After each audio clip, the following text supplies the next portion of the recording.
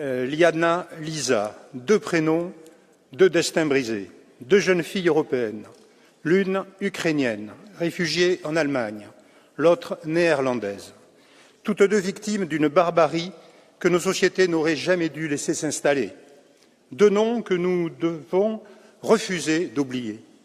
Liana avait 16 ans, elle avait fui la guerre, elle cherchait la paix. Ce qu'elle a trouvé, c'est la mort, l'été dernier.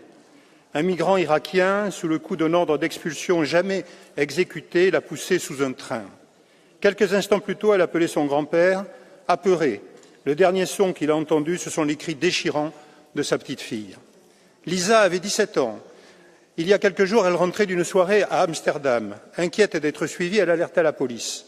Les forces de l'ordre, arrivées sur place, découvrent le corps sans vie de la jeune fille gisant dans un fossé, la gorge tranchée.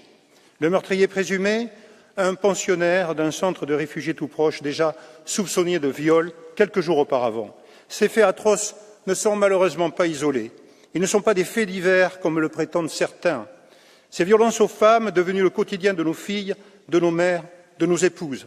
Ces violences sont le fruit direct d'une politique migratoire irresponsable imposée par l'Union européenne et certains États membres depuis des décennies et acceptée par une caste déconnectée qui sacrifie nos enfants sur l'autel de l'idéologie. En 2019, en Île-de-France, 63% des agressions sexuelles dans les transports ont été commises par des étrangers. Ces chiffres n'incluent même pas ceux qui ont acquis la nationalité française. À Paris, en 2023, l'ensemble des viols commis dans la rue, élucidés ou connus, 77% des personnes interpellées, 77% sont des étrangers. En Allemagne, les viols de Cologne en 2016 ont été perpétrés majoritairement par des migrants nord-africains.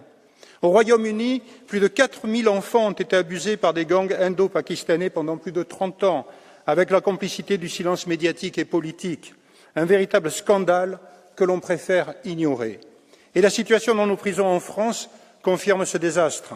En mars 2025, le ministre de l'Intérieur en exercice a indiqué que plus de 19 000 détenus étrangers étaient incarcérés en France, ce qui représente 24,5% de l'ensemble de la population carcérale, soit une représentation 3 fois supérieure à leur poids démographique. Je ne viens de citer que des faits chiffrés, sourcés, vérifiables. Le déni face à cette réalité relève désormais de la malhonnêteté intellectuelle. Nous focaliser dans ce débat sur la question migratoire ne signifie pas que nous nions les violences intrafamiliales et conjugales qui sont un véritable fléau et un déchirement pour de nombreuses familles. Mais se focaliser uniquement dessus en ignorant les violences commises dans la sphère publique est tout autant irresponsable. La situation dans les transports en commun, dans les rues, dans les quartiers entiers sur notre continent n'est plus tenable. Et pendant ce temps, que fait l'Union européenne? Elle finance des ONG qui aident toujours plus de migrants à rejoindre l'Europe, même ceux liés à des réseaux islamistes. Elle applique le pacte sur la migration et l'asile qui veut répartir ces migrants sur le sol européen. Elle subventionne des projets idéologiques, comme celui d'un Coran européen à 10 millions d'euros, oubliant sans doute la place dégradante que les islamistes offrent à la femme.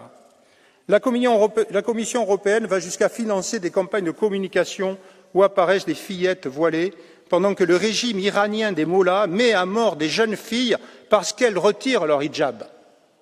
Le temps presse. Si nous ne changeons pas de cap, nos sociétés basculeront. Ce n'est pas une question de statistique, mais une urgence vitale pour notre civilisation, nos pays, nos peuples, nos filles. Quelle Europe voulons-nous leur laisser? Une Europe protectrice, sûre, libre, ou bien une Europe soumise au chaos et à la charia? L'immigration massive, légale comme illégale, en provenance de pays musulmans, constitue un danger de mort pour nos libertés, en premier lieu pour celles des femmes.